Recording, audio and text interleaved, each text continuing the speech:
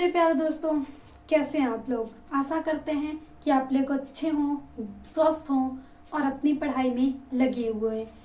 जोर लगा दीजिए दोस्तों कि आपके पास इतनी कॉन्फिडेंस आ जाए। देखिए, ओवर कॉन्फिडेंट नहीं होना चाहिए, बस इतना कॉन्फिडेंस हो जाना चाहिए, क्योंकि कॉन्फिडेंस भी होना एक बहुत ही अहम भूमिका निभाता है किसी भी सफलता में। क्योंकि देखिए, अगर एक बात की जाती है, हिरन होता है, वो उसकी जो रफ्तार होती है वो एक चीता से बहुत ही अधिक होती है। हम बोले तो अधिक होती है, बहुत दुगना तो नहीं बोल सकते हैं, लेकिन उससे अधिक होती है।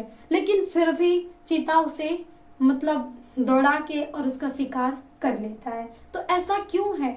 क्योंकि हिरन को अपने पे विश्वास नहीं होता है, उसे कॉन्फिडेंस नहीं होता है। जब वो भागता है ना, तो बार बार पीछे मुड़ के देखता है। लेकिन वहीं जो चीता होता है, उसका पूरा फोकस केवल उस हिरन पे होता है कि हमें उसका शिकार करना है।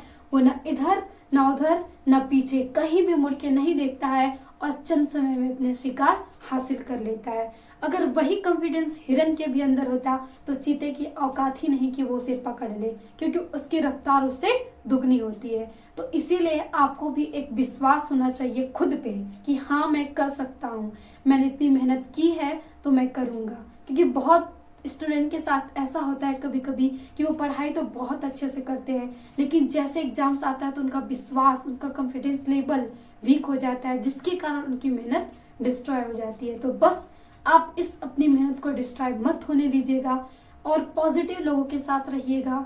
अपनी पॉजिटिविटी को बनाए रखिएगा कि हाँ, मैं कर सकता हूँ, मैं नहीं तो कोई और नहीं कर सकता, ये कार्य मेरे लिए ही बना है। तो आप उस कार्य को कर जाएंगे और सफलता हासिल कर लेंगे।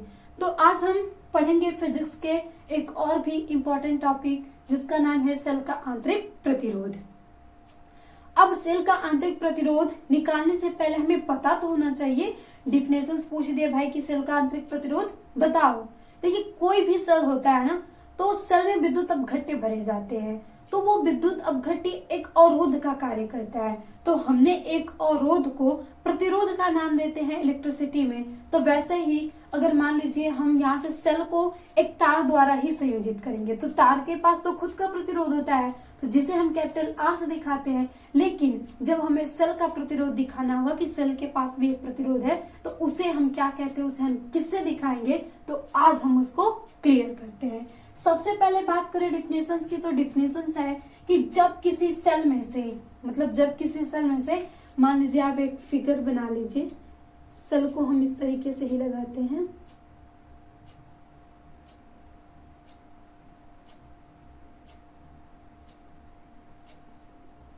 ये हो गया एक परिपथ और ये हो गया आपके पास कैपिटल आर, ये हो गया प्लस माइनस, और यही आपके पास है शेल, जिसे हम ये कहते हैं। अब आप बात करें इतने की, तो यही सेल है और इस सेल के पास ये एक रुकावट लगा है।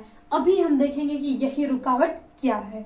तो हमने देख लिया, मान लीजिए इसमें धारा किधर से भी मान लीजिए प्लस है, तो इधर से प्रवाहित होगी और ऐसे आएगी, तो यहाँ से ऐसे जाती रहेगी ना, तो यहाँ से जब धारा आएगी तो यहाँ से कुछ रुकावट उत्पन्न होगा। तो जब किसी सेल में से होकर विद्युत धारा प्रवाहित होती है, तो सेल में प्रयुक्त विद्युत अपघट्य, यानी यही जो है विद्युत अपघट्य, इसके रास्ते में एक बाधा उत्पन्न करता है, रुकावट उत्पन्न करता है, और उसी को हम सेल का आंतरिक प्रतिरोध कहते हैं। और इसे स्मॉल आर से प्रदर्शित करते हैं।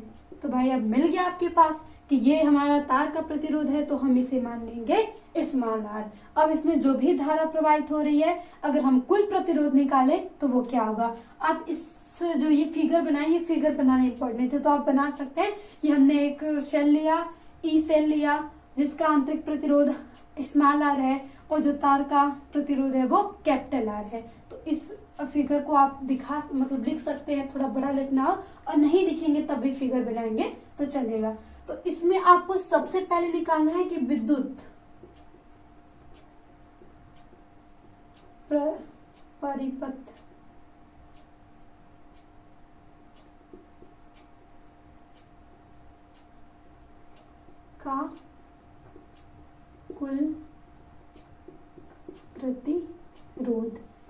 अब इसमें बात सेल की नहीं की जा रही है, की जा रही बात पूरे परिपथ का। तो जब पूरे परिपथ का आप प्रतिरोध निकालेंगे तो ये वाला और ये वाला क्या हो जाएगा, ऐड, यानी R प्लस स्मॉल r। तब आपके पास मिल जाएगा कि जो कुल प्रतिरोध है वो कितना है, R प्लस इतना है। अब आप लिखेंगे ओम के नियम से,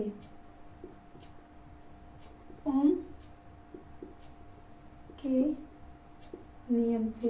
देखिए यहाँ पे भी आ गया ओम का नियम, तो कितना इंपॉर्टेंट है। ओम के नियम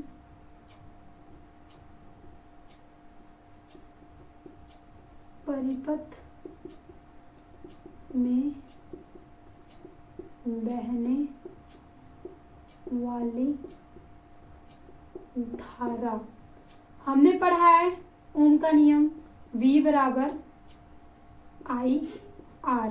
तो आपको निकालना है कि यहाँ पे धारा कितनी हो रही है, धारा कितनी प्रवाहित हो रही है, तभी तो हम निकालेंगे भाई कि इधर से धारा में अवरोध कितने का आया है। तो आप लिखेंगे मतलब कुल विभवांतर, कुल विद्युत वाहक बल, क्योंकि जब हम सेल लगाते हैं तो EMF कहलाता है, इलेक्ट्रोमोटिव फोर्स, और हिंदी में बोले तो विद्युत वाहक बल। तो जितना भी होगा वो होगा, और कुल प्रतिरोध, कुल प्रतिरोध। अब आपके पास आ जाएगा कि I बराबर कुल जो है वो क्या है, E है, क्योंकि हमने यहाँ पे सेल में E माना है, और कुल प्रतिरोध आपके पास R प्लस स्मॉल r है। ये मिल गया आपके पास I बराबर। लेकिन क्या आपको धारा निकालना था?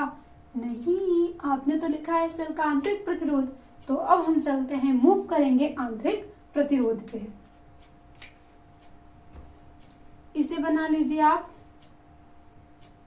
समीकरण नंबर 1।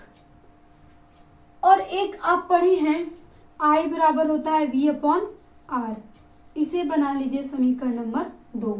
जो ओम के नियम बराबर होता है वो कि मतलब इसमें कुछ विभवांतर होगा तो हम V और अपान क्या कर देंगे, R, चालक के सिरों के बीच विभवांतर तथा उसमें बहने वाली धारा समानुपाती होते हैं, और जब उसमें प्रतिरोध आ जाएगा तो हम I बराबर क्या निकालेंगे, V अपॉन R। अब समीकरण 1 और 2 से, समीकरण 1 व 2 की तुलना करने पर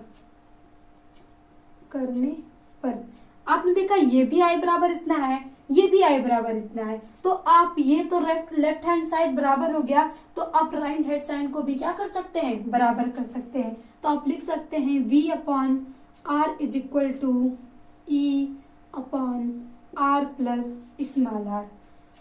अभी भी ये हमें R निकालना है, तो हम इसको करेंगे मतलब यहाँ से पक्षांतर। तो आप E को R के साथ ले लीजिए, E R, और आप इसे लिखेंगे तो इधर जब मल्टीप्लाई होगा तो V और R इस तरीके से हो जाएगा। अब इस V को आप इधर लेके चले आएंगे जब, तो V आ जाएगा, तो इधर गुणे में है तो इधर आके भागे में हो जाएगा, और आपके पास मिल जाएगा R प्लस स्मॉल r। तो क्या आपको यही चाहिए था? तो अभी भी हमें जो चाह रहे थे वो नहीं मिला है, लेकिन अब हम अपनी मंजिल तक तो पहुंचने वाले हैं। अब यहाँ से R को निकालना है, तो आप स्मॉल r को इधर ही रहने दीजिए और इस R को कर लीजिए इधर पक्षांतर। तो आपके पास आ जाएगा E R V, और ये जब इधर आएगा तो प्लस में है तो किस में हो जाएगा, माइनस R।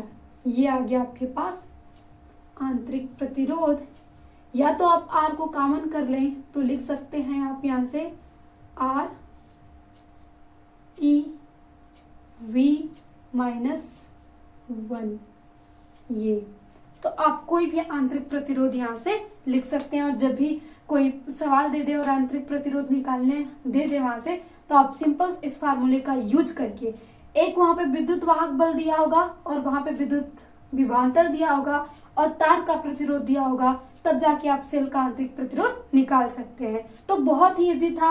हमने एक सेल लिया, एक तार का प्रतिरोध बनाया जिसे हम कैपिटल आर से दिखाते हैं, और सेल का जो आंतरिक प्रतिरोध है वो स्मॉल आर है, और हमने ओम का नियम यूज किया और ओम के नियम से हम स्मॉल आर को आसानी से निकाल लिए। देखिए ओम ने एक नियम दिया और उस नियम से जो फिजिक्स थी वो कितनी आसान हो चुकी थी। जैसे न्यूटन ने ये अपनी वो गतिकी मोशंस वाले चैप्टर्स में जितना था उसको आसान बनाया था, वैसे ही ओम का नियम इलेक्ट्रिसिटी में पूरा आसान बना दिया। तो आई होप आप लोग को सेल का आंतरिक प्रतिरोध कैसे निकालते हैं, इसका डेरिवेशन, इसकी डिफिनेशन समझ में आई हो। तो मेरे प्यारे दोस्तों, अगर आपको सेशन अच्छा लगा हो तो प्लीज लाइक शेयर सब्सक्राइब कर दीजिएगा। अगर आप चैनल पे नए हैं तो प्लीज, ये सेशन चल रहा है फिजिक्स 2024 जो हमें बोर्ड का एग्जाम देना है, और फिजिक्स के लिए हमने एक इम्पॉर्टेंट टॉपिक जितने हैं उसका सेशंस बनाया था जिसको बहुत सारे स्टूडेंट ने देखा है। तो अगर आप नए हैं तो आप भी जाके देख लीजिएगा, और इस सारे सेशंस की प्लेलिस्ट बनी हुई है, वहां से आप जाके सभी फिजिक्स के कॉन्सेप्ट को क्लियर कर सकते हैं। तो इसी के साथ मिलते हैं नेक्स्ट सेशन में। Thank you.